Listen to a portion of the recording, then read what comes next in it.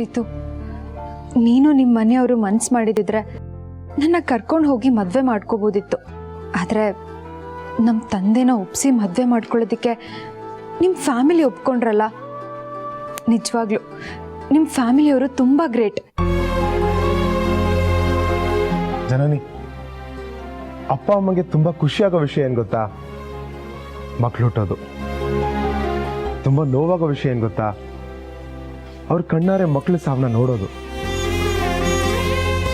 ನಾವು ಓಡೋಗಿ ಮದುವೆ ಆದ್ರೆ ಅವ್ರ ಪಾಲಕ್ ಸತ್ತಂತೆ. ಆ ಪಾಪಕ್ಕೆ ಪರಿಹಾರನೇ ಇಲ್ಲ.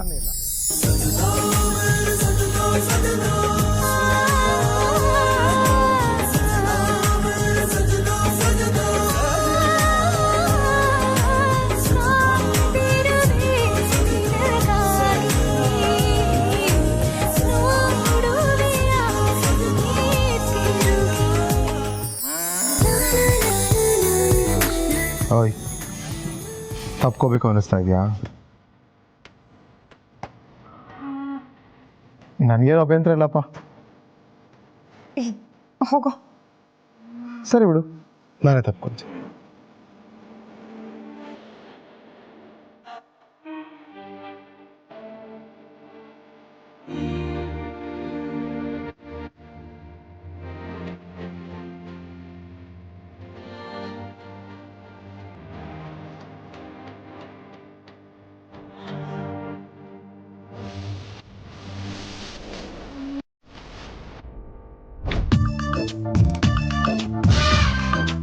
ಮೇಡಮ್, ಮನೆ ತುಂಬಾ ಚೆನ್ನಾಗಿದೆ.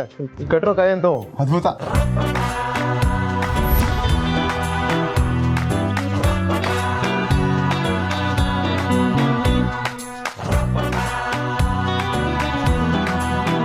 ಮಮ್ಮಿ, ನೀನ್ ಯಾವಾಗ ಬಂದೆ? 1.5 ಸೆಕೆಂಡ್ ಆಯ್ತು. ಹೌದು, ನೀನೇನ್ ಮಾಡ್ತಾ ಇದೀಯ ಅಲ್ಲಿ? ಅದು ಇವರು ಕೊಟ್ಟಿಗೆಯಲ್ಲಿ ಏನೇನು ಕೆಲಸ ಮಾಡಬೇಕು ಅಂತ ತೋರ್ಸೋದಕ್ಕೆ ಕರ್ಕೊಂಡು ಬಂದೆ. ಅದನ್ನ ನಾನು ಹೇಳ್ಕೊಡ್ತೀನಿ, ಇನ್ನು ಹೋಗು. ಅಲ್ಲ ಪಮ್ಮಿ, ತಾತ ನನಗೆ ಹೇಳಿದ್ದು. ನಾನು 1 ಸತಿ ಹೇಳ್ದೆ 100 ಸತಿ ಹೇಳ್ದಂಗೆ ಗೊತ್ತು ತಾನೆ? ಅಯ್ಯೋ ದೇವ್ರೆ, ನಮ್ಮ ಹುಡುಗಿ ಹತ್ರ ಹೋಗ್ಬೇಕಂದ್ರೆ ಇವಳೊಬ್ಳು ಕಾವಲ್ಗಿದ್ದಾಳ. ಛೇ, ಎಷ್ಟು ಜನ ಯಾಮರಿಸ್ಬೇಕಪ್ಪ. ಹೋಗು.